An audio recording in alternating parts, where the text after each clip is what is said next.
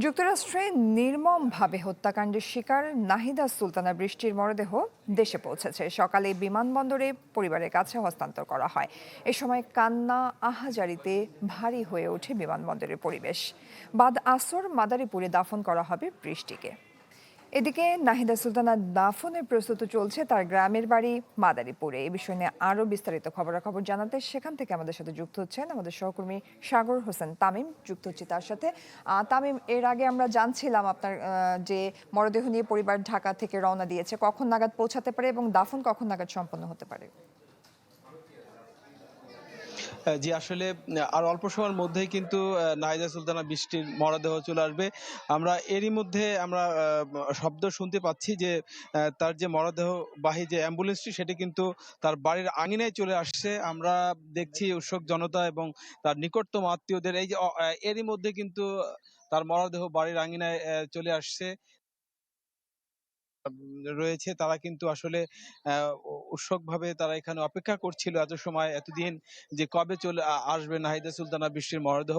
ঈদ আসবে, সাথে ক্যাশব্যাকও আসবে। নিজের বা প্রিয়জনের জন্য কেনাকাটায় এবারও নগদ পেমেন্টে পাচ্ছেন দারুণ ক্যাশব্যাক। তাই যাই কিনুন, পেমেন্ট করুন নগদে।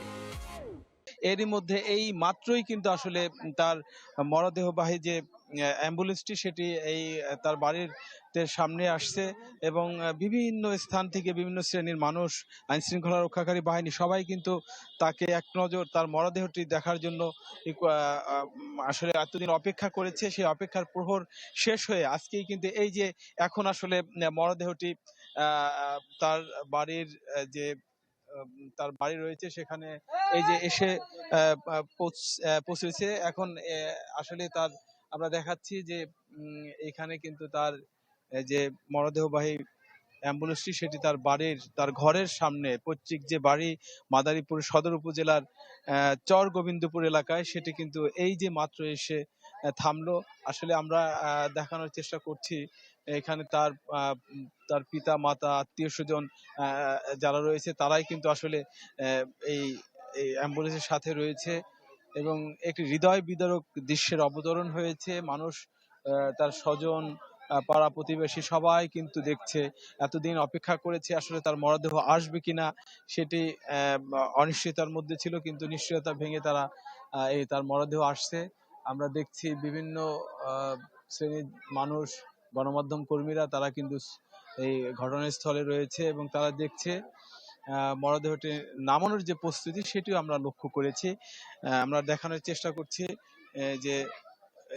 চেষ্টা করছি এখানে একটি হৃদয় বিদারক যে দৃশ্য সেটি কিন্তু আমরা লক্ষ্য করছি।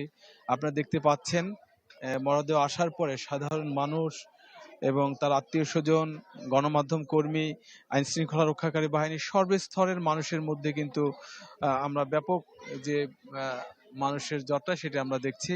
তার বাবা এর মধ্যে নেমেছে এবং তারা কিন্তু আপনারা দেখছেন যে তার বাবা অর্থাৎ নাহিদা সুলতানা বৃষ্টির বাবা সেও কিন্তু মাত্রই আসলে এখানে আসলো এবং তিনি গণমাধ্যমে কথা বলবে। আমরা চেষ্টা করছি তাকে সংযুক্ত করার, আমরা একটু চেষ্টা করছি, দেখি একটু তাকে আমরা ধরতে পারি কিনা, একটু একটু দেখি তাকে একটু আমরা চেষ্টা করছি।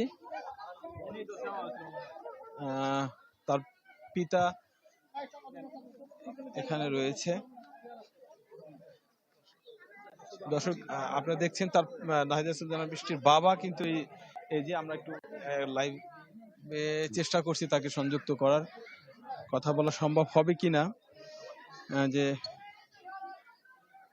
হ্যাঁ তার বাবা আসলে কথা বলার পর্যায়ে রয়েছে কিনা সেটিও একটি বিষয়। আমরা কি একটু আপনার সাথে কথা বলতে পারি? এই যে আচ্ছা একটু একটু হ্যাঁ আচ্ছা ঠিক আছে। আমরা সবাই গণমাধ্যম কর্মীদেরও উপচে পড়া ভিড় কিন্তু আপনারা লক্ষ্য করছেন। তার বাবা এবং আত্মীয় স্বজন পরিজন তারাও রয়েছে এবং কান্নার। দর্শক, যুক্তরাষ্ট্রে নির্মমভাবে হত্যার শিকার নাহিদা সুলতানা বৃষ্টির মরদেহ পৌঁছেছে তার গ্রামের বাড়ি। বিস্তারিত জানাচ্ছিলেন সেখান থেকে সাগর হোসেন তামিম।